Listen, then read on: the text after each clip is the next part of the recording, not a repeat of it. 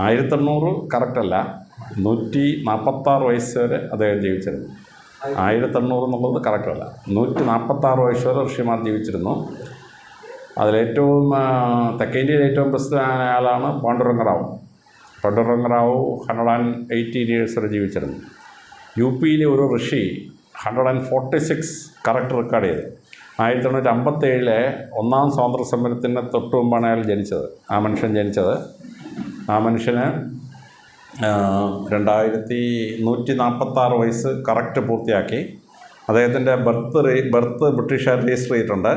അവിടെ തൊട്ട് ആ മനുഷ്യൻ്റെ കംപ്ലീറ്റ് പ്രോഗ്രസ് വർക്കൗട്ട് ചെയ്തിട്ടുണ്ട്. Is oldest account. എൻ്റെ അറിവ് 1800 വർഷം ഞാൻ ജീവിച്ചു, 146 വർഷം കറക്റ്റ് ജീവിച്ചിരുന്നു. അപ്പോൾ അതിൽ പാണ്ഡുരംഗറാവുവിനെ ടെസ്റ്റ് ചെയ്യാനായിട്ട് BBC വേൾഡ് സർവീസ് വന്നിട്ട് അദ്ദേഹത്തോട് പറഞ്ഞു, നിങ്ങൾ ഈ അതീന്ദ്രിയ സാധനങ്ങൾ കൊണ്ട് ഇൻവോളണ്ടറി മസിലിനെ കൺട്രോൾ ചെയ്യാൻ നോക്കുമെന്ന് ചോദിച്ചു. പുള്ളിയോറിന് പറ്റുമെന്ന് പറഞ്ഞു. അവരെന്ത് ECG മെഷീൻ കണക്ട് ചെയ്തു. പാണ്ഡുരംഗറാവുവിൻ്റെ യോഗാശാസനത്തിൽ 7ാം സ്റ്റെപ്പ് വരെ എത്തിയെന്നാണ് പറയുന്നത്. 8 സ്റ്റെപ്പാണ് യോഗാസനത്തിലുള്ളത്. ആ മോക്ഷത്തിൻ്റെ തൊട്ട് താഴെ വരെ ഈ പാണ്ഡുരംഗറാവു എത്തി. അപ്പോൾ ECG എല്ലാം ഫിറ്റ് ചെയ്ത് കുറച്ച് കഴിഞ്ഞപ്പോൾ ഇദ്ദേഹം പൾസ് താക്കാൻ തുടങ്ങി. 74, 64, 54, 44, 30, 24 ആയപ്പോൾ ഡോക്ടർ പറഞ്ഞു, യോ ദിസ് ഫെലോ വിൽ ഡൈ. പാണ്ഡുരംഗറാവുവിന് പേടിക്കൊന്നും വേണ്ട, ഞാൻ ചുമ്മാ കൺട്രോൾ ചെയ്ത് കാണിക്കുകയല്ലേ എന്നാണ്, തിരിച്ച് കാണിച്ചു തരാമെന്നാണ്.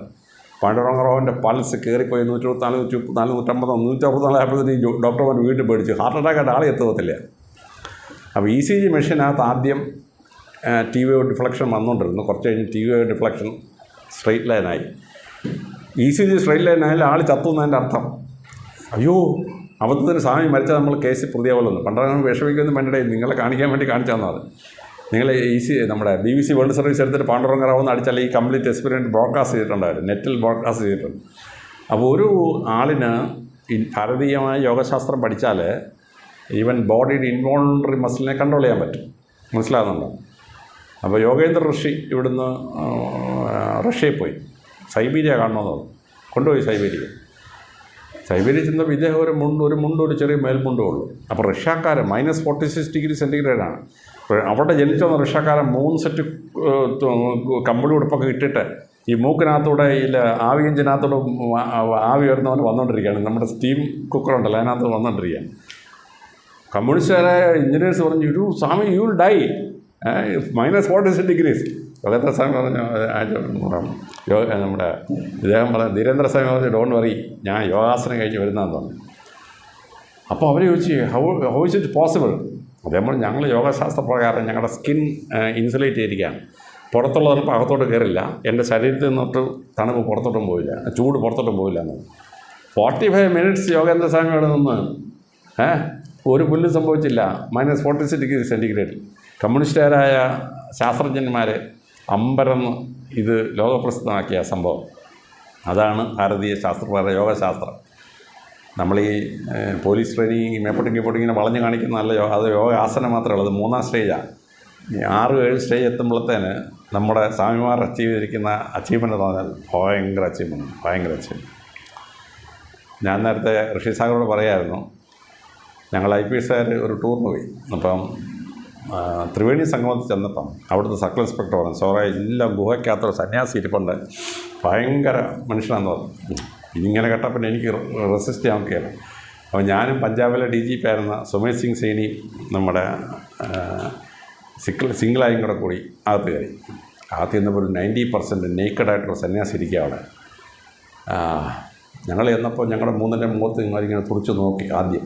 എന്നിട്ട് ഓരോ പേപ്പർ എടുത്ത് എന്തോ കുറിച്ചിട്ട് ഞങ്ങളുടെ ഓരോരുത്തരും കൈ തന്നു, പോക്കറ്റ് വെച്ചേക്കാൻ പറഞ്ഞു. ഞങ്ങളങ്ങോട്ട് സംസാരിക്കുന്നു, എന്തൊരു അറിവൂടെ ആ മനുഷ്യന്, അപഹോര അറിവ്, എൻസൈക്ലോപീഡിയ നമ്പർ 1. അരമണിക്കൂർ കഴിയുമ്പോൾ ഞങ്ങൾ പറഞ്ഞു, സ്വാമി ഞങ്ങൾക്ക് പോകാൻ സമയം, ഞങ്ങൾ പോകാമെന്ന്. തിങ്ക് അബൌട്ട് എ സെൻറ്റൻസ്, ഇംഗ്ലീഷിലാണ്. ഞാൻ ചോദിച്ചു ലാംഗ്വേജ്, വിച്ച് അവർ ലാംഗ്വേജ് യു വാണ്ട്. അപ്പോൾ ഞാൻ എന്ത് ചെയ്തു, വേദപുസ്തകത്തിന് ഗോഡ് ഈസ് ലവ് എന്ന് ചിന്തിച്ചു. ഈ സുമേഷ് സൈനി സിഖുകാരന്, അവൻ ഗുരുഗ്രന്ഥ് സാഹിബ് എന്ന സെൻറ്റൻസ് ചിന്തിച്ചു. ഈ മഹേഷ് കുമാർ സിംഗ്ല ഹിന്ദിക്കാരനല്ലേ, അവൻ നമ്മുടെ കബീറിൻ്റെ ഒരു ദോഹ എന്നൊരു സെൻറ്റൻസ് ആലോചിച്ചാൽ ശരി, പോക്കറ്റിൽ പേപ്പർ നോക്കാം. ഞാൻ പേപ്പർ നോക്കി ഗോഡ് ഈസ് ലവ് എന്ന് എഴുതി വെച്ചിരിക്കുക. ഈ സുമേഷ് സിംഗ് സൈനി തുറന്നപ്പം ഗുരുഗ്രന്ഥ് സാഹിബ് ഇന്ന് പഞ്ചാബി ഭാഷയിൽ അവൻ ചിന്തിച്ച് എഴുതി വെച്ചിരിക്കുന്നു. സിംഗ്ല തുറന്നപ്പം കബീറിൻ്റെ ദോഹ. അരമണിക്കൂർ മുമ്പ് നമ്മുടെ തലച്ചോറ് എങ്ങനെ ചിന്തിക്കുമെന്നുള്ളത് ഈ മനുഷ്യൻ ആൻറ്റിസിപ്പേറ്റ് ചെയ്തിട്ട് എഴുതി നമ്മുടെ കൈ തന്നിരിക്കുകയാണ്. മനസ്സിലാവുന്നുണ്ട്. നമ്മുടെ ബാണ്ടിയിലൊരു സ്വാമിയുണ്ട്, ഇപ്പോഴും ജീവിച്ചിരിപ്പുണ്ട് അദ്ദേഹം. ഞാൻ ബാണ്ടിയിൽ DIG കോൺഫറൻസിന് പോയി. അത് കഴിഞ്ഞാൽ അവിടുത്തെ DYS പറഞ്ഞു, സാറേ ഒരു സൂപ്പർ നാച്ചുറൽ സന്യാസി ഇവിടെ ഉണ്ടെന്ന് പറഞ്ഞു. അപ്പോൾ ഞാൻ ഉടനെ കാണാൻ ചെന്നു. ഒരു 6-6:30 മണി സമയമായി. സന്യാസിയുടെ വീട്ടിൽ ഇലക്ട്രിസിറ്റി കണക്ഷൻ ഇല്ല. അപ്പോൾ പക്ഷേ വീട്ടിനകത്തും മുറിക്കകത്തും വെട്ടം. അപ്പോൾ എന്താണെന്നറിയാമോ, സൂര്യപ്രകാശം വന്നിട്ട് ഈ പന്തുകളായിട്ട് മാറി, ബോൾസായിട്ട് മാറിയിട്ട് ഈ വീട്ടിനകത്തോട്ട് കയറുകയാണ്. എന്നിട്ട് ഈ സ്വാമി ഇരിക്കുന്ന സ്ഥലത്ത് എന്നിട്ട് ഈ പ്രകാശം അങ്ങോട്ട് പരക്കുകയാണ്. അപ്പോൾ ഓസ്ട്രേലിയയിൽ നിന്നൊരു മദാം മുതലുണ്ടായിരുന്നു. അവൾ പറഞ്ഞു, I will expose Swami immediately. ഞാനെൻ്റെ ക്യാമറ വെച്ച് ഷൂട്ട് ചെയ്യാൻ പോവാണ്. മെസ്മറിസം മനുഷ്യൻ്റെ മണ്ടയ്ക്കേ പറ്റുള്ളൂ, ക്യാമറയെ പറ്റില്ല എന്ന് പറഞ്ഞു. മദാമ ഇതങ്ങോട്ട് പിടിച്ചപ്പോൾ മദാമയുടെ ക്യാമറയിൽ ഈ സൂര്യപന്തുകളിങ്ങനെ പ്രകാശം പന്ത് പന്തായിട്ട് വരിക. എനിക്ക് മദാമ ഇത് അയച്ചു തന്നു, ഈ സൂര്യപ്രകാശം പന്ത് പന്തായിട്ട് അയക്കുന്നത് എൻ്റെ മൊബൈലിലോട്ട് അയച്ചു തന്നു. അകത്ത് എന്തുണ്ടല്ലോ, ഈ സ്വാമി ഇരിക്കുന്ന മുറിക്കകത്ത് വെട്ടാ, അതിനകത്ത് ഇലക്ട്രിസിറ്റി ഒന്നുമില്ല, നോ ബൾബ്, വെട്ടാണ്. ഞാൻ അമ്പരന്ന് പോയി. ഞാൻ പഠിച്ച ഒരു ഫിസിക്സിലും പ്രകാശം ഗോളമാവില്ല, പ്രകാശം ഫോട്ടോൺ ആവുമെന്ന് പറഞ്ഞാൽ ഐൻസ്റ്റൈൻ നേരിട്ട പ്രശ്നം നമ്മളെല്ലാം ചരിത്രത്തിൽ വായിച്ചിട്ടുണ്ട്.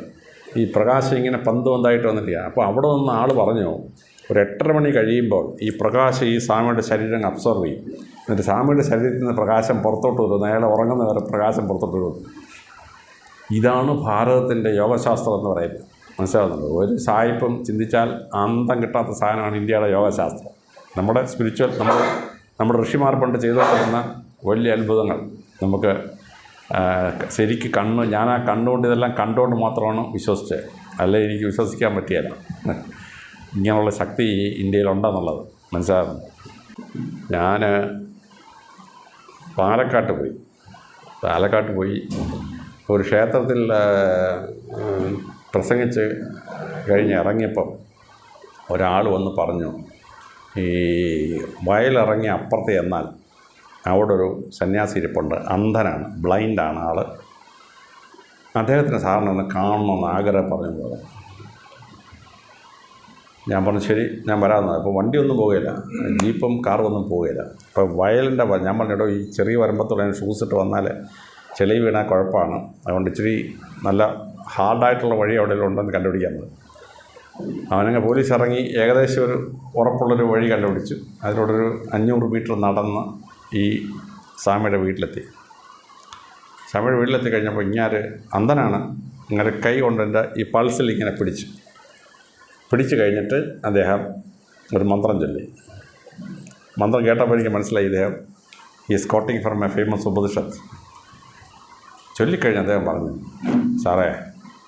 സാർ ഒരു വലിയ ഇല്ലത്തിനകത്തല്ലേ താമസിക്കുന്നത്, സാറിൻ്റെ പൂർവികർ അല്ലല്ലോ വീട് വെച്ച്. ഞാൻ പറഞ്ഞു അല്ല, അത് 800 വർഷം പഴക്കമുള്ള നമ്പൂതിരി ഇല്ലാണ്.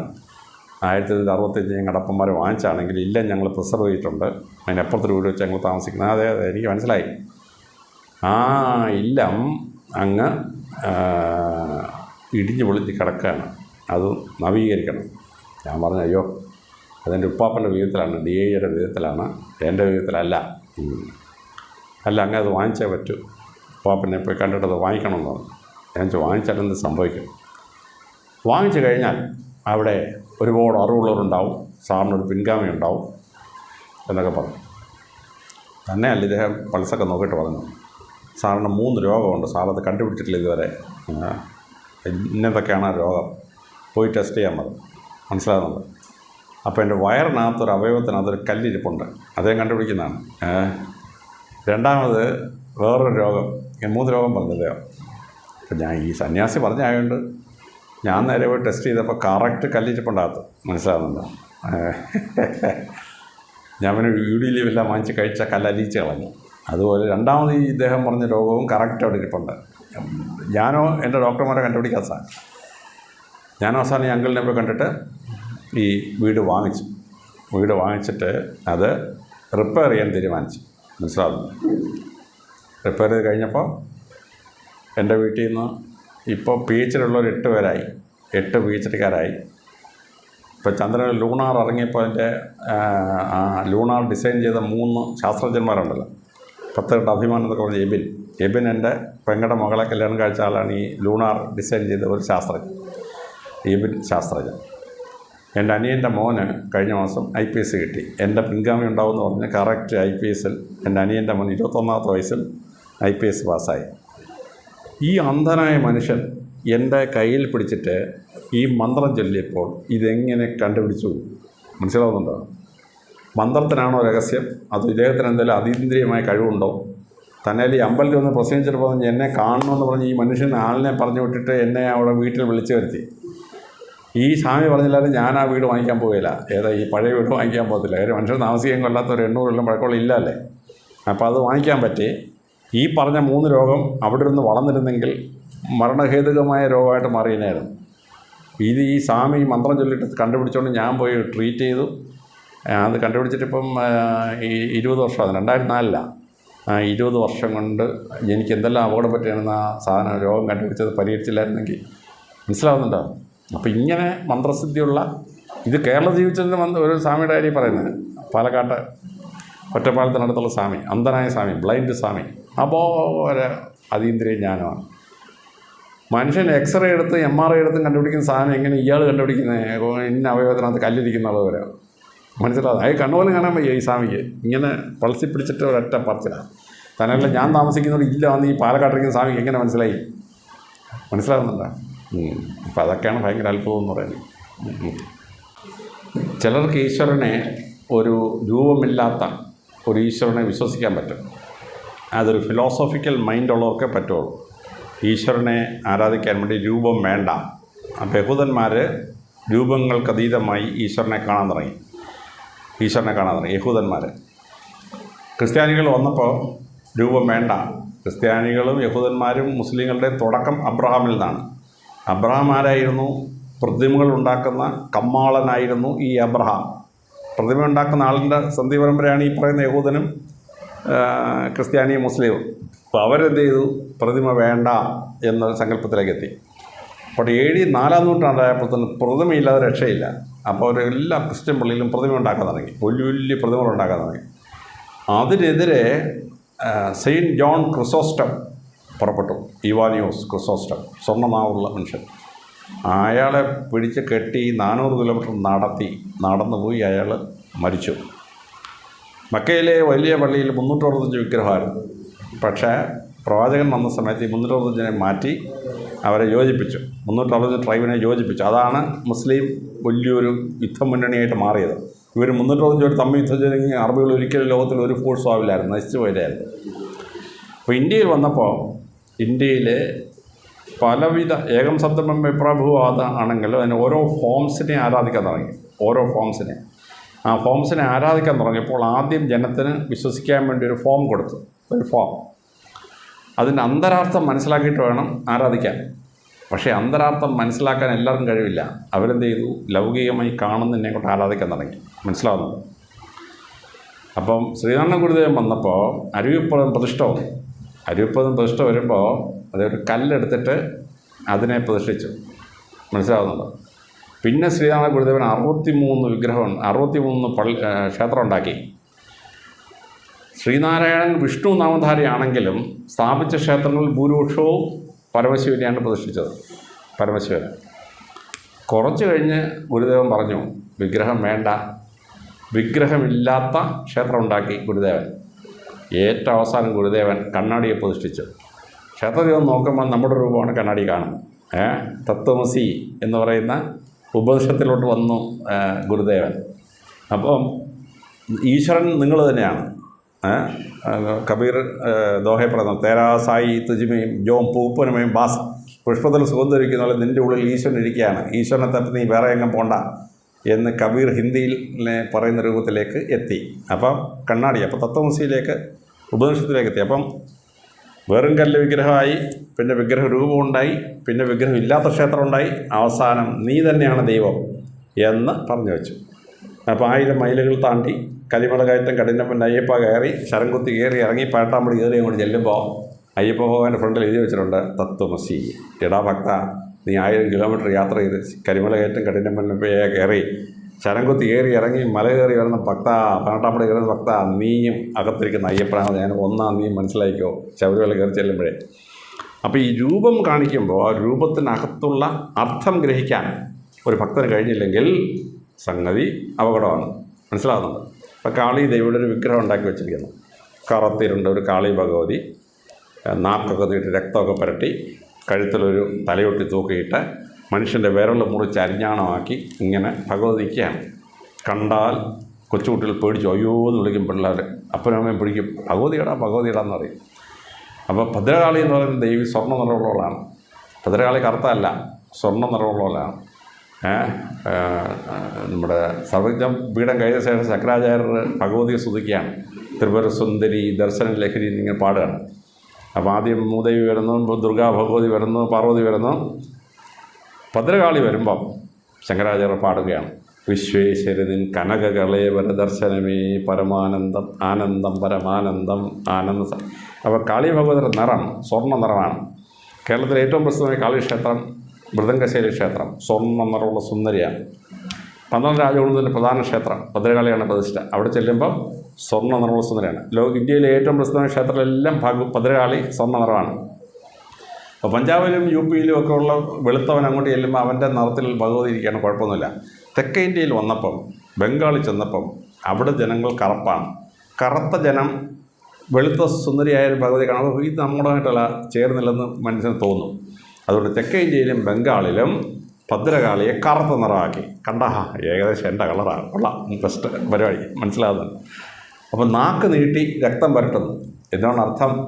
മനുഷ്യൻ്റെ സംസാരശേഷി ഭദ്രകാളിയുടെ ദാനമാണ്. വാക്പടൻ പ്രസംഗയിലെ ഒരു പുസ്തകം എഴുതിയ മനുഷ്യൻ 12 വയസ്സിലെ ഊമനും ബധിരനുമായിരുന്നു. അപ്പോൾ നിങ്ങൾക്കറിയാവുന്ന കഥയിൽ ചന്ദ്രവർത്തി വിക്രമാദിത്യൻ പറയുന്നു, നിൻ്റെ മകൻ സംസാരിക്കണമെങ്കിൽ നീ ഉജ്ജയിനി ചെന്ന് കാളി ക്ഷേത്രത്തിൽ പ്രാർത്ഥിക്കണം. 40 ദിവസം പ്രാർത്ഥിച്ചു കഴിഞ്ഞപ്പം വാക്പടൻ സംസാരിച്ചത് മാത്രമല്ല, പ്രസംഗകലയെ പറ്റി വാക്പടൻ പുസ്തകം എഴുതി. കഥകളി എഴുതിയുണ്ടാക്കിയ മഹാനായ കോട്ടയം തമ്പുരാൻ, വിദ്വാൻ തമ്പുരാൻ ഊമനായിരുന്നു, 4 വയസ്സിലെ ഊമനായിരുന്നു.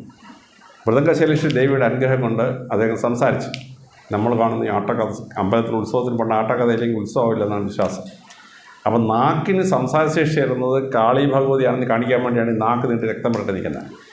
തലയോട്ടി ഇങ്ങനെ തൂക്കിയിട്ടിരിക്കുകയാണ്. എന്താണെന്നറിയാമോ? ഈ തലയോട്ടി കാത്തിരിക്കുന്ന തലച്ചോറിന് ബുദ്ധി തരുന്നത് ഭദ്രകാളിയാണ് എന്ന് ധരിപ്പിക്കാൻ വേണ്ടിയാണ്. കാളിദാസൻ രുദ്രൻ എന്ന് പറയുന്ന വിറവുകെട്ടുകാരനായിരുന്നു, വിദ്യാഭ്യാസം ഇല്ല. അപ്പം തന്നെക്കാൾ പണ്ടതിന് മാത്രം കല്യാണം കഴിയുന്ന വാശി പിടിച്ചൊരു സ്ത്രീ എല്ലാ കണ്ണാടാനും ചെറുക്കന്മാരെയും വാദിച്ച് തോപ്പിച്ചു. ഇവിടെ ഒരു പാഠം പഠിപ്പിക്കാൻ വേണ്ടി ഈ രുദ്രൻ വിറവുകെട്ടാനെ വിളിച്ചുകൊണ്ടത്. അപ്പോൾ ഈ സ്ത്രീയുടെ ഭിത്തിയിലൊരു പടം ഇങ്ങനെ വെച്ചിട്ടുണ്ട്, രാമരാവണ യുദ്ധം. അപ്പോൾ രാവണനെ കണ്ടോടനെ ഈ രുദ്രൻ പറഞ്ഞു രാവണ എന്ന് പറഞ്ഞു. സ്ത്രീ പറഞ്ഞു ഇവൻ വിവരക്കെട്ട ആണെന്ന് തോന്നല്ലോ എന്ന്. അപ്പോൾ അവിടെ നിന്നൊരു പണ്ഡിതൻ പറഞ്ഞില്ല, അവൻ പറഞ്ഞാണ് ശരി. രാമായണത്തിലെ പ്രസിദ്ധമായ ശ്ലോകം കുംഭകർണോ ബകാരോസ്തി വിഭീഷണ രാക്ഷസാന ഗ്രശ്രേഷ്ഠ രാവണോ നൈവ രാവണ. അപ്പോൾ 3 മക്കളുടെയും പേര് ഭായാണ്. രണ്ടാമത്തെ അക്ഷരം വിഭീഷണൻ ഭ, കുംഭകർണൻ ഭ. രാവണൻ്റെ ഒറിജിനൽ പേര് രാവണൻ, എപ്പോഴും പടം പൊത്തി കൊത്താൻ നടക്കുന്നതാണ്. നാട്ടുകാർ പറഞ്ഞ് രാവണനായപ്പോഴാണ്. അപ്പോൾ ഈ സ്ത്രീ കല്യാണം കഴിക്കേണ്ടി വന്നു. രാത്രിയായപ്പോൾ ഇവൻ വിഡ്ഢിയാന്ന് മനസ്സിലായി. ഇവനെ രാവിലെ അടിച്ചിറക്കി വിട്ടു. രുദ്രൻ വന്നിട്ട് കാളി ക്ഷേത്രത്തിൽ കയറി കഥടച്ചിരുന്നു. ഭദ്രകാളി എങ്ങോട്ടോ ജനങ്ങളുടെ ക്ഷയം അന്വേഷിച്ച് പോയിരിക്കുകയായിരുന്നു. പോലീസ് ഭാഷ അവനെ പെട്രോളിങ്ങിന് പോയിരിക്കുകയായിരുന്നു. തിരിച്ചു വന്നപ്പോൾ കൊണ്ട് ഒരുത്തം കയറി കഥ അടച്ചിരിക്കുന്നു. ആരുടെ അകത്തുനിന്ന് പുറത്താരെ അകത്താരെന്ന് പറഞ്ഞാൽ 2 കഴിഞ്ഞപ്പോൾ പുറത്ത് കാളി എന്ന് പറഞ്ഞാൽ അകത്ത് ദാസൻ. അങ്ങനെയാണ് ഈ രുദ്രൻ കാളിദാസനായത്. കാളിദാസൻ എനിക്ക് എന്ത് വേണം? എനിക്ക് അറിവ് വേണം, വിദ്യ വേണം. ശരി, ഇതിൻ്റെ നാക്കൊരു നാക്ക് നീട്ടാൻ പറയും. നാക്ക് നീട്ടി. അപ്പോൾ കാളിദാസൻ്റെ നാക്കിൽ ഭഗവതി എഴുതിയതാണ് ഹരി ശ്രീ ഗണപതായ നമ. നിങ്ങൾ ഞാൻ എഴുതാനെടുത്തപ്പോൾ എഴുതിയ പാചകം കാളിദാസൻ്റെ നാക്കിൽ കാളി ഭഗവതി എഴുതിയതാണ്. അപ്പോൾ വിദ്യാഭ്യാസം തടസ്സമുണ്ടാകും. അതുകൊണ്ടാണ് വിഘ്നേശ്വരനായ ഗണപതിയെ സ്തുതിച്ചുകൊണ്ട് നമ്മൾ എഴുതുന്നത്. കാളിദാസൻ അറിവുള്ളവനായി മാറി. കാളിദാസൻ തിരിച്ച് വീട്ടിൽ വന്നു. അറിവും കൂടെ ഉപദേശിപ്പിക്കാൻ തുടങ്ങി. ഭാര്യ ചോദിച്ചു, അസ്ഥി കജ് ദാഗ്ലാസ്, ഇതെന്തൊരു അറിവോ, എന്തൊരു പ്രസംഗമാണ്. കാളിദാസൻ ഇനി എന്നോട് ബന്ധമൊന്നുമില്ല, പക്ഷെ നീ പറഞ്ഞ 3 വാക്കില്ലേ അത് വെച്ച് 3 മഹാകവി എഴുതാൻ പോവാണ്. അപ്പോൾ അസ്ഥി അതേ തന്നെ കുമാരസംഭവം എഴുതുന്നു. അസ്തുസ്തരസ്യാന്തിശ് ദേവതാത്മ എന്ന് പറഞ്ഞു. രണ്ടാമത് കജ്ജിത്ത്, അത് ഉപയോഗിച്ചാണ് മേഘസന്ദേശം തുടങ്ങുന്നത്. 3ാമത്തെ മഹാകവി രഘുവംശമാണ്. രഘുവംശം എങ്ങനെ തുടങ്ങുന്നത്? വാവിലാസ വാണി ഗണപതി എന്നാണ് തുടങ്ങുന്നത്. ഭാര്യയുടെ 3 വാക്കിൽ നിന്ന് 3 മഹാകവി എഴുതി. അപ്പോൾ ഈ മനുഷ്യൻ്റെ അറിവ് ഭദ്രകാളിയാണ് എന്ന് കാണിക്കാൻ വേണ്ടിയാണ് തലയൂട്ടി തൂക്കിയിട്ടിരിക്കുന്നത്.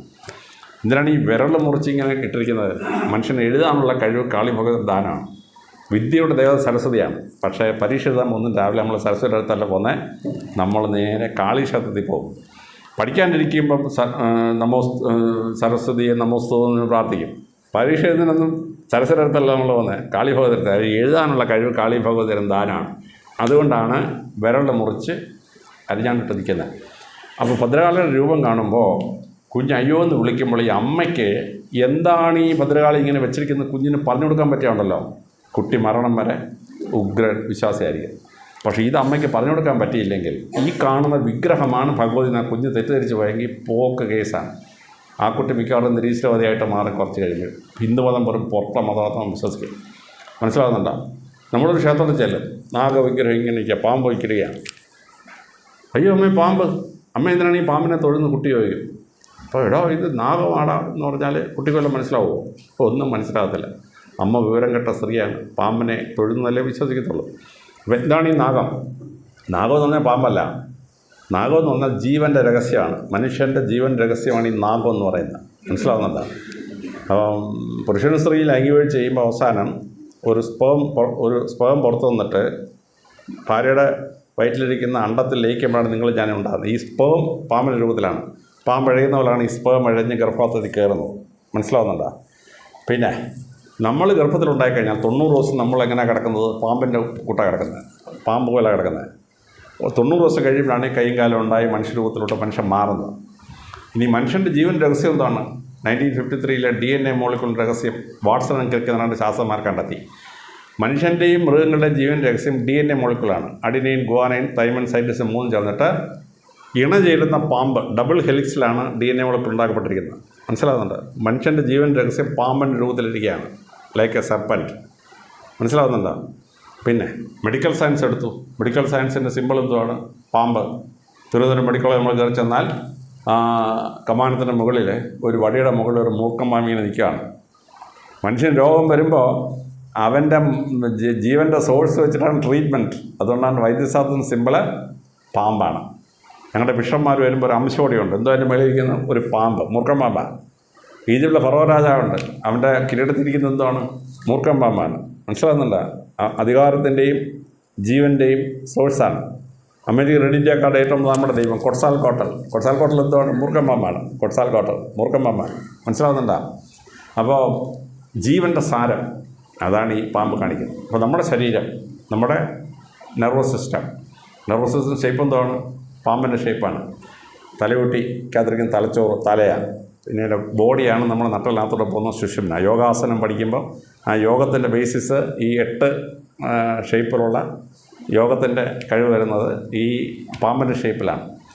ഇനി നമ്മുടെ 60 ലക്ഷം ന്യൂറോൺസ്, ഓരോ ന്യൂറോണിൻ്റെ ഷേപ്പ് എന്താണ്? ഓരോ ന്യൂറോണും പാമ്പാണ്. ന്യൂറോണിൻ്റെ ന്യൂക്ലിയസ് മുകളിലുണ്ട്, അത് പാമ്പിൻ്റെ തലയാണ്. ആ ന്യൂക്ലിയസിൻ്റെ ബോഡി പാമ്പിൻ്റെ ബോഡി പോലെ ആയിരിക്കുന്നത്. മനസ്സിലാകുന്നല്ലേ പറയുന്നത്? അപ്പോൾ നമ്മൾ ഈ നാഗത്തെ ആരാധിക്കുമ്പോൾ പാമ്പിനെ അല്ല നമ്മൾ ആരാധിക്കുന്നത്. നമ്മൾ ആരാധിക്കുന്നത് ജീവൻ്റെ രഹസ്യമാണ്. ആ ജീവൻ രഹസ്യം അറിയാവുന്ന ഭഗവാനിലേക്ക് നമ്മൾ പോകണം. നമ്മളെ സൃഷ്ടിച്ച ഭഗവാന്റെ, നമുക്ക് ജീവൻ തന്ന ഭഗവാന്റെ ആ സോഴ്സിലോട്ട് നമ്മൾ പ്രാർത്ഥിക്കുകയാണ് ഈ നാഗരൂപത്തെ കാണുമ്പോൾ. മനസ്സിലാകുന്നുണ്ട്? അപ്പോൾ നാഗം എന്ന് പറഞ്ഞാൽ പാമ്പേ അല്ല. ഇത് ഈ കുട്ടിക്ക് അമ്മ പറഞ്ഞു കൊടുത്താൽ, കുട്ടി കോളേജ് വരുമ്പം സുവോളജി പഠിക്കും. എൻ്റെ അമ്മയ്ക്ക് എന്തൊരു അറിവൂടാ, നാഗം DNA മറ്റേതാണെന്ന് അമ്മയ്ക്ക് അറിയാമെന്ന് വിചാരിക്കും. എന്നിട്ട് മൂർഖൻ പാമ്പയുടെ തൊഴാന്ന് പറഞ്ഞാൽ കുട്ടി അപ്പം തൊഴും. ഒരു 14 വയസ്സിലും കുട്ടി പറയും, അമ്മ തീരെ വിവരം കെട്ട വെണ്ണുമ്പോൾ പാമ്പിനെ തൊഴുത് പ്രാർത്ഥിക്കുന്നു. മനസ്സിലാവുന്നുണ്ട്? അപ്പോൾ നമ്മൾ ഈ ഒരു വിഗ്രഹം എന്താണെന്ന് മനസ്സിലാക്കുമ്പോഴാണ് ഈ കേൾക്കുന്നവന് മനസ്സിലാകുന്നത്. അല്ലാതെ കാണുന്ന രൂപം ഈശ്വരൻ തെറ്റിദ്ധരിച്ചെങ്കിൽ പോയി പിന്നെ ആ വിശ്വാസം ആ ആളിനെ പ്രത്യേകിച്ച് ഈ 21ാം നൂറ്റാണ്ടിൽ മനസ്സിലാവില്ല. അപ്പോൾ പറഞ്ഞു കൊടുക്കുമ്പോൾ കുട്ടിക്ക് മനസ്സിലാവുന്ന രീതിയിൽ പറഞ്ഞു കൊടുക്കണം. കഴിഞ്ഞ ക്രിസ്മസിന് ഒരു പള്ളിയിൽ പ്രസംഗിക്കുകയായിരുന്നു. അപ്പോൾ എൻ്റെ പ്രസംഗം തൊട്ട് മുമ്പ് അച്ഛൻ യേശുക്രിസ്തു ജനിച്ചതിനെ പറ്റിയും കന്യാസ്ത്രീ മാതാവ് ഗർഭം ഉണ്ടായതിനെ പറ്റിയൊക്കെ പ്രസംഗിച്ചു. അപ്പം ഞാൻ പ്രസംഗം തൊട്ട് മുമ്പ് ഒരു പെൺകുട്ടി എഴുന്നേറ്റ്, അല്ലച്ചോ അപ്പം ഞാൻ കല്യാണം കഴിക്കാതെ ഗർഭിണിയാവുന്ന അച്ഛനെന്നെ സ്വീകരിക്കുമല്ലോ അല്ലേ? അപ്പോൾ അച്ഛനിങ്ങനെ ഡിസ്കസ് ചെയ്ത് നിന്നുപോയി. അപ്പോൾ ഞാൻ പെട്ടെന്ന് ഈ പാർത്തനോജെനിസിസും അപ്പനില്ലാതെയും കുട്ടി ഉണ്ടാവുമെന്നും മെയിൽ സ്പെം ഇല്ലാതെ എങ്ങനെ കുട്ടി ജനിക്കുമെന്നൊക്കെ സുവോളജി പറഞ്ഞപ്പോൾ കുട്ടിക്ക് മനസ്സിലാവും. ശരി മനസ്സിലായി. ഒരു 2 ആഴ്ചയ്ക്ക് മുമ്പ് ഞാനൊരു ഹിന്ദു ക്ഷേത്രത്തിൽ പ്രസംഗിക്കാൻ പോയി. അപ്പോൾ എൻ്റെ പ്രസംഗം തൊട്ട് മുമ്പ് യജ്ഞാചാര്യൻ രുക്മിണി സ്വയംവരം ആട്ടിച്ച് പറത്തി പ്രസംഗിക്കുകയാണ്. എൻ്റെ പ്രസംഗം തുടങ്ങുന്നതിന് മുമ്പ് ചെറുപ്പക്കാരൻ എഴുന്നേറ്റ്, അല്ല സ്വാമിജി അപ്പോൾ എനിക്കൊരു പെണ്ണിനെ പറയുമ്പോൾ ആങ്ങളെ അടിച്ച് താഴെ കൊണ്ടുവരാം അല്ലേ സ്വാമി?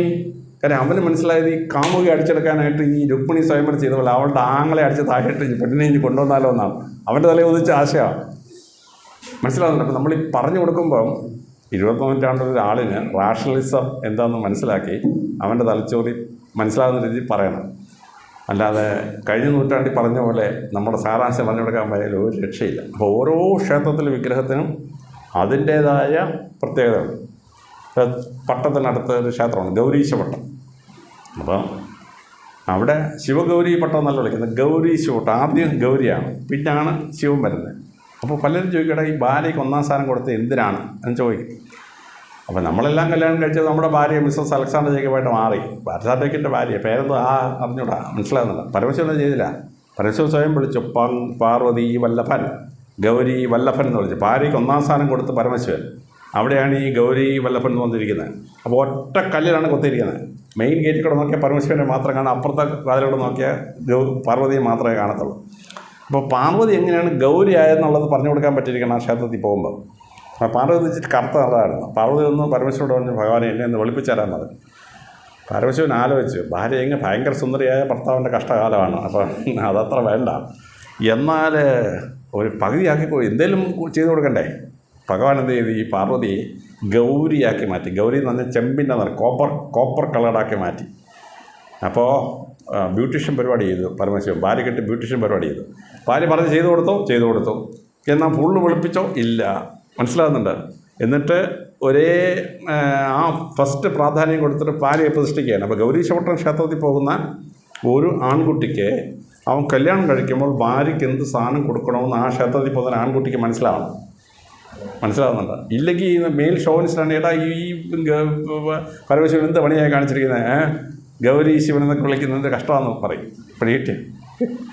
അപ്പോൾ ഈ വിഗ്രഹങ്ങളെ വ്യാഖ്യാനിക്കുമ്പോൾ ആ വ്യാഖ്യാനിക്കാൻ കഴിഞ്ഞില്ലെങ്കിൽ വിഗ്രഹം വെറും മീനിങ്ലെസ്സാണ്. വിഗ്രഹം വ്യാഖ്യാനിക്കാൻ കഴിയുമ്പോഴാണ് അത് കറക്റ്റായിട്ട് മാറുന്നത്. അപ്പോൾ തഞ്ചാവൂർ ക്ഷേത്രത്തിൽ പോയി കഴിഞ്ഞാൽ 8,000 വിഗ്രഹമാണ്.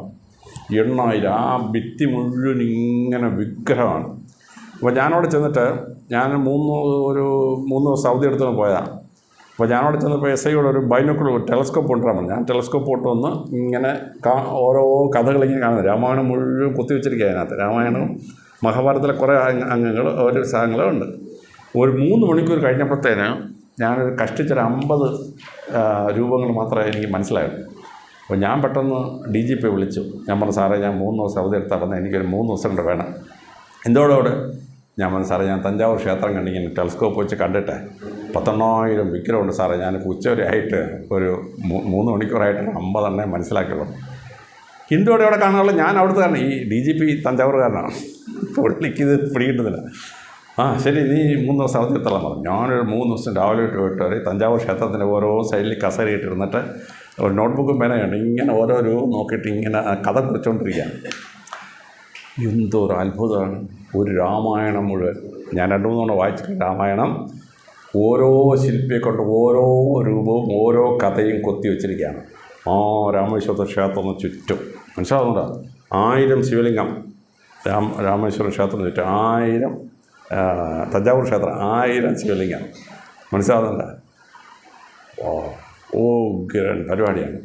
അപ്പോൾ ഇത് താഴെ നിൽക്കുന്ന ആൾക്ക് മനസ്സിലാക്കാൻ പറ്റിയിരിക്കണം. അല്ലെങ്കിൽ ആളുകൾ ക്ഷേത്രം കൊള്ളാം, തഞ്ചാവൂർ ക്ഷേത്രം കൊള്ളാം എന്ന് പറഞ്ഞ് പോന്ന കൊല്ലം ഒന്നും പിടികിട്ടുക. ആ വിഗ്രഹം എന്താണെന്നും എന്താണ് വരച്ച് വെച്ചിരിക്കുന്നത് മനസ്സിലാക്കാൻ പറ്റുമ്പോഴാണ് സംഭവം മനസ്സിലാവുന്നത്. അപ്പം നമ്മുടെ ഞാൻ ഭഗവാൻ കൃഷ്ണൻ്റെ ജന്മസ്ഥലവും ഇങ്ങനെ ഓരോ സ്ഥലം കാണാൻ പോകും. അപ്പോൾ അങ്ങനെ എന്നപ്പോഴാണ് ഗോവർദ്ധനത്തിൽ പോകുന്നത്. ഗോവർദ്ധനം എന്ന് പറഞ്ഞാൽ 8 കിലോമീറ്റർ നീളം 4 കിലോമീറ്റർ വീതിയാണ് ഈ ഗോവർദ്ധനത്തിന്. അപ്പോൾ ഗോവർദ്ധനത്തെ ഡെവലപ്പ് ചെയ്തു ഭഗവാൻ കൃഷ്ണൻ. അതാണ് ഈ ഗോവർദ്ധനം. ഇത് മനസ്സിലാവാത്ത ആൾ ഈ വിരലിൻ്റെ അറ്റത്ത് ഗോവർദ്ധനത്തിൽ പൊക്കി എന്നൊക്കെ ഇങ്ങനെ പടം വരച്ച് നോക്കി. ഇത് വിശ്വസിച്ച് കഴിഞ്ഞാൽ അത് ഗോവർദ്ധനം മനസ്സിലാവില്ല. അപ്പോൾ ഗോവർദ്ധനത്തിന് മുകളിൽ ചെന്ന് കഴിയുമ്പോൾ ഒരു സ്വർണ്ണ ക്ഷേത്രമാണ്, സ്വർണ്ണം പൂശിയ ക്ഷേത്രം. അവിടെ നമ്മൾ 1 ഫർലോങ് താഴെ വരുമ്പം വെള്ളി പൂശിയ ഒരു ക്ഷേത്രം. അത് കഴിഞ്ഞ് ഒരു ഫർലോങ് താഴെ വരുമ്പം ഒരു ചെമ്പ് പൂശിയ ഒരു ക്ഷേത്രം. പിന്നൊരു ഇരുമ്പ് വെട്ടിയ ക്ഷേത്രം. പിന്നെ ഒരു തടി ക്ഷേത്രം, 8 ക്ഷേത്രം. ഞാനിങ്ങനെ മല കയറി ഓരോന്ന് വന്ന് ഓരോ ഇത് കണ്ട് താഴെ എത്തിയപ്പം ഒരു കളിമണ്ണുണ്ട്, ഒരു ക്ഷേത്രം. ഒരു കല്ലുമില്ല, ഒന്നുമില്ല, വെറും കളിമണ്ണ്. ഞാൻ ഈ പൂജാരിയോട് ചോദിച്ചത് എന്ത് കളിയും, എനിക്കിത് മനസ്സിലാവുന്നില്ലെന്ന്. അദ്ദേഹം പറഞ്ഞത്, മനുഷ്യൻ വലിയ ഉയരത്തിലൊക്കെ ഏറ്റവും ഉയരത്തിലെത്തുമ്പം പണം, പ്രതാപം, കുന്തം, കുടച്ചക്രമൊക്കെ ഉണ്ട്. മനസ്സിലായില്ലേ? സാറ് ഇപ്പോൾ വന്നത് കണ്ടില്ലേ? DYSP, CI, എത്ര വണ്ടിയാണ് സാറിൻ്റെ കൂടെ വന്നത്? സാറ് കേരളത്തിൽ IA ആയതുകൊണ്ടല്ലേ ഇതെല്ലാം വന്നത് ഇവിടെ. അപ്പോൾ അതാണ് സ്വർണ്ണക്ഷേത്രം. കുറച്ചങ്ങോട്ട് കഴിയുമ്പോൾ നമ്മൾ ക്ഷയിക്കും. അപ്പോൾ വെള്ളിയാവും, പിന്നെ ഇരുമ്പാവും, ചെമ്പാവും. അവസാനം മരണത്തിലെത്തുമ്പം സാറ് വെറും കളിമണ്ണ സാറേ. സാറ് ചത്ത്, സാറ് അഴുകി ഭൂമിയോട് ചേരും. നീ വെറും മണ്ണാണെന്ന് മനസ്സിലാക്കാൻ വേണ്ടിയാണ് ഈ കളിമൺ ക്ഷേത്രം. അപ്പോൾ ഞങ്ങളുടെ വേദോസത്തിൽ പറയും, മനുഷ്യ നീ മണ്ണാകുന്നു, നീ മണ്ണിലേക്ക് തിരിച്ചു പോകുന്നു. ഇതാണ് ഈ ഗോവർദ്ധനത്തിൽ ഉണ്ടാക്കി വെച്ചിരിക്കുന്നത്. ഗോവർദ്ധനത്തെ ഭഗവാൻ ചെന്നിട്ട് അവിടെ രാജ്യത്തെ എക്കണോമിക് ഡെവലപ്മെൻറ്റ് ഉണ്ടാക്കി ജനതയെ മുഴുവൻ ഉദ്ധരിച്ച് വെള്ളത്തിന് ചാലുണ്ടാക്കി കൊടുത്തു. അവിടെ വെള്ളമില്ലായിരുന്നു. അപ്പോൾ ഈ നദി ഒഴുകുന്നതിനകത്തുനിന്ന് ഭഗവാൻ കൃഷ്ണൻ ചാല് വെട്ടി ഓരോ കൃഷി സ്ഥലത്തും വെള്ളം വരും. അപ്പോൾ ഗോവർദ്ധനത്തിലൂടെ ജനത്തെ ഉദ്ധരിച്ചു എന്നാണ് ഈ ഒറിജിനൽ ഭാഗവതം. ഇത് മനസ്സിലാകാത്ത ഏതോ വെട്ടി കൂശ്മാട്ടം വിരലിനടി പൊക്കി എന്നൊക്കെ പറഞ്ഞിട്ട് ഈ 8 കിലോമീറ്റർ 4 കിലോമീറ്റർ വീതിയുള്ള മല കുഞ്ഞു വിരളി പൊക്കി എന്നൊക്കെ പറയും. അപ്പോൾ ഈ ഭാഗവതം പറയുമ്പോഴും എന്താണ് അവിടെ റിയലി സംഭവിച്ചതെന്ന് അറിയാത്തവനാണ് ഇങ്ങനെ വ്യാഖ്യാനിക്കുന്നത്. മനസ്സിലാകുന്നുണ്ട്? അപ്പോൾ അത് മനസ്സിലാക്കണം. അപ്പോൾ ഇത്രയും പറഞ്ഞ് താഴെ വന്ന ഞാൻ തിരിച്ചു കയറി. കാരണം ഈ താഴെ എത്തിയപ്പോഴാണ് സാരാംശം മനസ്സിലായത്. എന്നാൽ ഇത് ശരിക്കും കാണണമെന്ന് പറഞ്ഞ് ഞാൻ രണ്ടാമത് മേളിൽ കയറി ഓരോ ക്ഷേത്രവും നിന്ന് അതിനകത്ത് രൂപവും. അപ്പോൾ ഓരോ ക്ഷേത്രത്തിലും ഈ പ്രിൻസിപ്പിൾ പഠിപ്പിക്കാൻ വേണ്ടി ഭാഗവതത്തിൽ ഏത് സീനാണോ സഹായിക്കുന്നത് ആ സീനാണ് ആ ക്ഷേത്രത്തിൽ കൊത്തിയിരിക്കുന്നത്. ഗോത്രത്തിൽ പോയിട്ടുണ്ടോ? പോയില്ലെങ്കിൽ ഒന്ന് പോകണം. അവിടെ ഇന്ത്യക്കാരനായി ജനിച്ചാൽ ആ ഗോവർദ്ധനം ഒന്ന് പോയി കാണണം. മനസ്സിലാവുന്നുണ്ട്? അപ്പോൾ ഇങ്ങനെ ഞാൻ രണ്ടാമത് മേളിൽ കയറി ഓരോ ക്ഷേത്രവും ഇങ്ങനെ മനസ്സിലാക്കി താഴെ വന്നു. എന്തൊരർത്ഥം! ഒരു സ്ഥലത്തെ ആ 8 ക്ഷേത്രങ്ങൾ നമ്മളെ പഠിപ്പിക്കുന്ന അത്ഭുതം എന്തോരം വലിയ അത്ഭുതം എന്നറിയോ? നമ്മുടെ ഭാഗവതം പറഞ്ഞു കൊടുത്ത മൈതാനം ഒന്ന് പോയി കാണണം. മനസ്സിലാവുന്നുണ്ടോ? നമ്മുടെ ലക്നൗവിൽ നിന്നൊരു 48 കിലോമീറ്റർ പോയിട്ടാണ് ആ സ്ഥലം. ഭാഗവതം ഇങ്ങനെ പറഞ്ഞു കൊടുത്ത സ്ഥലമാണ്. അപ്പോൾ ഒരു സ്ഥലത്ത് വേദവ്യാസൻ ഇരുന്ന സ്ഥലം, ഒരു സ്ഥലം നമ്മുടെ മഹർഷി ഇരുന്ന സ്ഥലം അപ്പുറത്ത്, ഇങ്ങനെ കൊണ്ടുവന്നിട്ട് അവസാനം നമ്മുടെ പരിശുദ്ധ രാജാവ് ഇരുന്ന സ്ഥലം, കുളം. ആ ഒരു സ്ഥലം കാണണമെങ്കിൽ നമ്മളൊരു 3 മണിക്കൂർ എടുക്കണം. ആ ഒരു 3 ഏക്കർ കാണുമായിരിക്കും ആ ഭൂമി.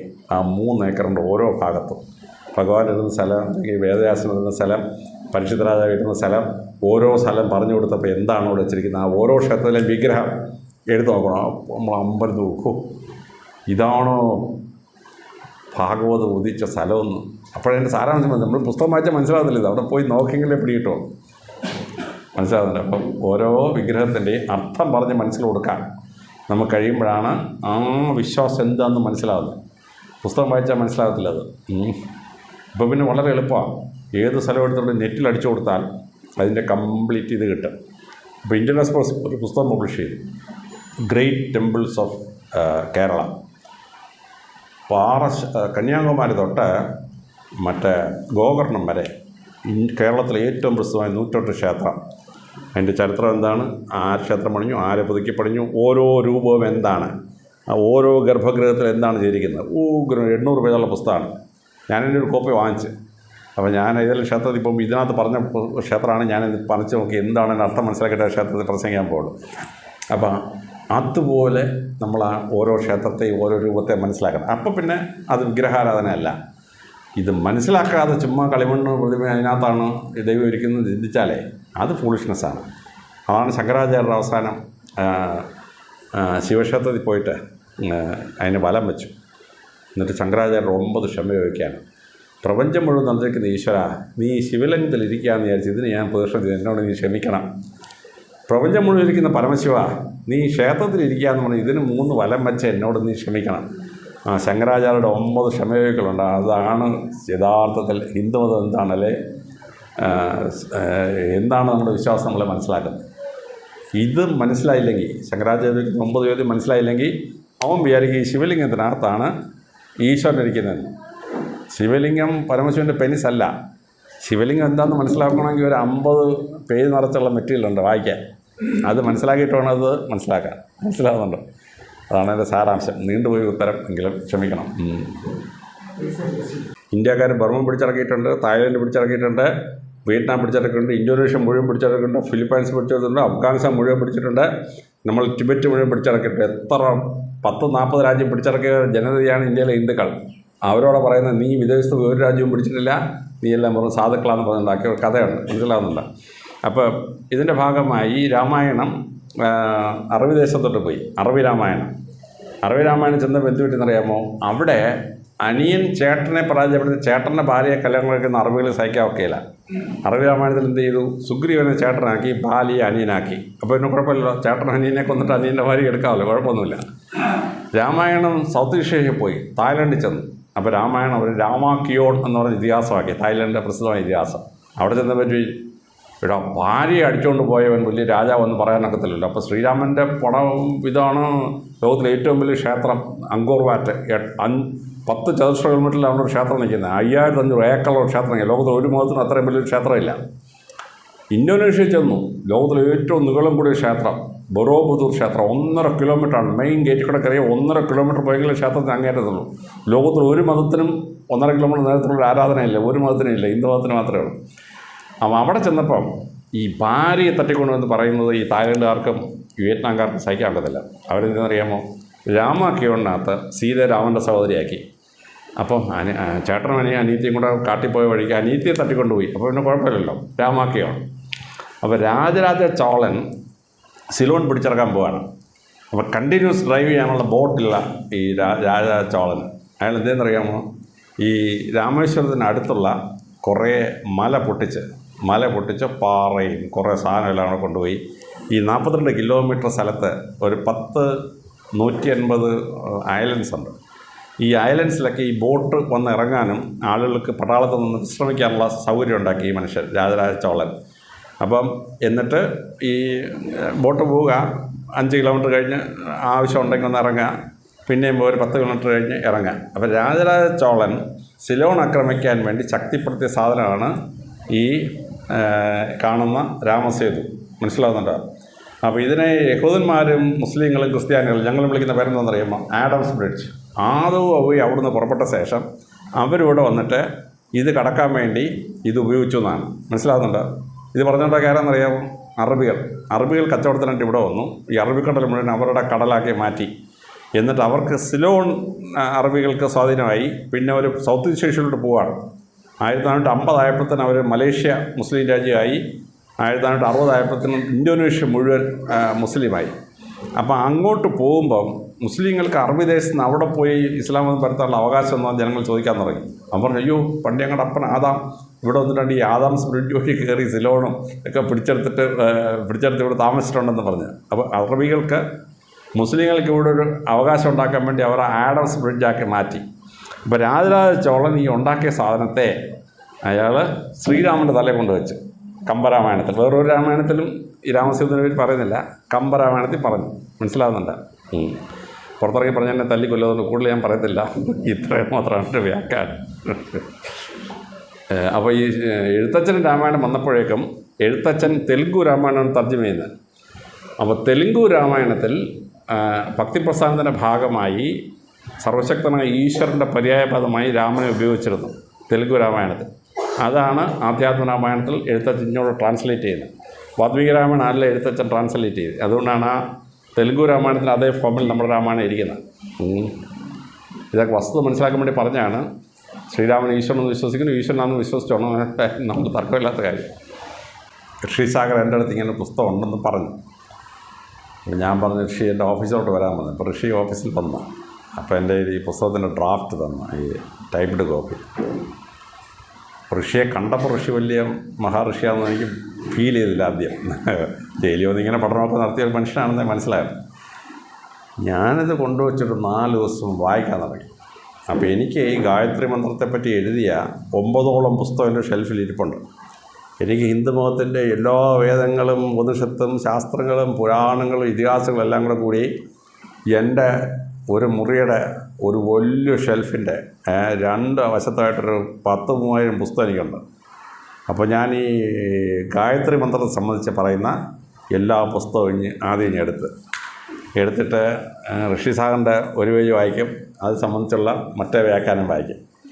അപ്പോൾ ഇങ്ങനെ വായിച്ചുകൊണ്ടിരുന്നത്. അപ്പോൾ പുരാണിക് എക്സ്പ്ലനേഷനുണ്ട്, അത് കഴിഞ്ഞ് മോഡേൺ ചിന്തകന്മാർ നടത്തിയ എക്സ്പ്ലനേഷൻസ് ഉണ്ട്, അത് ഞാൻ വായിച്ചു. അതെല്ലാം വായിച്ച ശേഷം ആണ് ഞാനിതിന് അവതാരിക എഴുതിയത്. അപ്പോൾ ഋഷിയുടെ പ്രായത്തിലുള്ള ഒരാൾക്ക് അത്ര ഗഹനമായൊരു പുസ്തകം എഴുതാൻ പറ്റുമെന്ന് എനിക്ക് വിശ്വാസമില്ല. അന്ന് വിശ്വാസമില്ല, ഇപ്പോൾ വിശ്വസിക്കുന്നു. ഞാനൊരു 76-80 വയസ്സ് വരെ ഭാരതീയ ഫിലോസഫി ശാസ്ത്രം പഠിച്ച ഒരാളിനെ അങ്ങനെ ഗായത്രി മന്ത്രത്തെ പറ്റി ആഴത്തിലൊരു പുസ്തകം എഴുതാൻ പറ്റുള്ളൂ. വെറും 5 വരിയേ ഉള്ളൂ. പക്ഷെ 5 വരിയെപ്പറ്റി എത്രയോ പേജുകൾ വ്യാഖ്യാനിച്ചാൽ തീരാത്ത ഒന്നാണ് ഈ ഗായത്രി മന്ത്രം എന്ന് പറയുന്നത്. അത് അതിഗഹനമായൊരു ഒരു ശാസ്ത്രമാണ്. അപ്പോൾ മാക്സ് മുള്ളർ അദ്ദേഹത്തിൻ്റെ സേക്രഡ് ബുക്സ് ഓഫ് ദ ഈസ്റ്റിൽ ഈ ഗായത്രി മന്ത്രം എടുത്തിട്ടൊരു വ്യാഖ്യാനം കൊടുക്കുന്നുണ്ട്. വിൽ ഡ്യൂറന്റ് അദ്ദേഹത്തിൻ്റെ പ്രസിദ്ധമായ പുസ്തകം, അതിനകത്ത് ഗായത്രി മന്ത്രത്തെപ്പറ്റി വിൽ ഡ്യൂറന്റ് ഒരു വ്യാഖ്യാനം കൊടുക്കുന്നു, മനസ്സിലാകുന്നു. അപ്പോൾ ഞാൻ ഈ വ്യാഖ്യാനങ്ങളെല്ലാം എടുത്തിട്ടാണ് അവതാരിക എഴുതിയത്. ഈ ചെറുപ്രായത്തിൽ ഇത്ര വലിയ ഗഹനമായ പുസ്തകം എഴുതിയ ഋഷി സാഗറിന് പ്രത്യേക അഭിനന്ദനം എന്ന് മാത്രമേ എനിക്ക് പറയാനുള്ളൂ.